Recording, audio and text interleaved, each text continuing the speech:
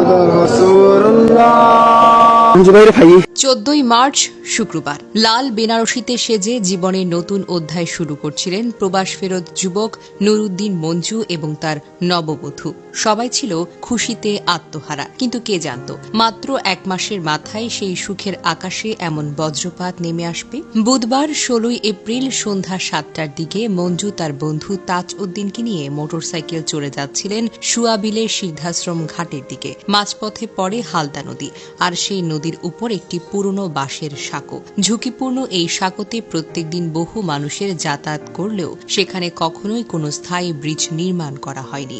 মঞ্জু আর তাজ যখন সাঁকোর মাঝামাঝি পৌঁছান, তখন হঠাৎ মোটরসাইকেলটি নিয়ন্ত্রণ হারায়। মুহূর্তেই সেটি কাত হয়ে পড়ে যায়, আর দুজনেই ছিটকে পড়ে যান নদীতে। তাজউদ্দিন ভাগ্যক্রমে সাঁতরে তীরে উঠে আসতে পারেন, কিন্তু মঞ্জু তিনি যেন এক লাফেই অদৃশ্য হয়ে গেলেন। সেই মুহূর্তে নদীতে কোনো স্রোত ছিল না, পানির গভীরতা ছিল কোমরের নিচে। তারপরও কোথায় গেলেন মঞ্জু? স্থানীয়রা সঙ্গে সঙ্গেই ছুটে আসেন।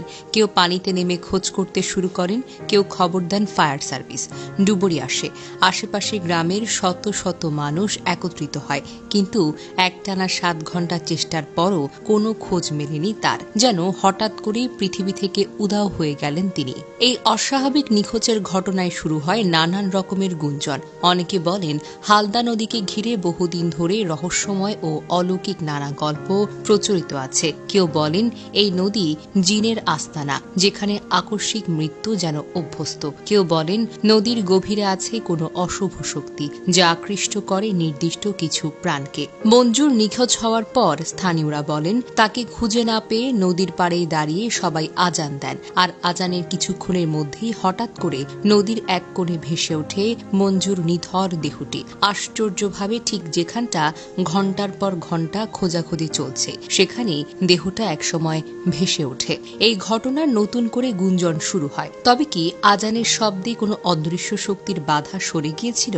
কেউ কেউ বলেন দেহটি ভেসে ওঠার আগে নদীর পাড়ে ছাগল কোরবানি দিয়ে রক্ত ছিটানো হয়েছিল সাঁকোর উপর। সেই ভয়ঙ্কর ও লোমহর্ষক গল্প হয়তো বিশ্বাস করাটা কঠিন। তবে আরেকটি ভিডিওতে মঞ্জুর দেহ উদ্ধারকারী এক ব্যক্তি দাবি করেন মঞ্জু কোনো জিনের কবলে পড়েননি, তার শরীর বাঁশ ও নদীর নিচে থাকা পাথরের নিচে চাপা পড়ে গিয়েছিল।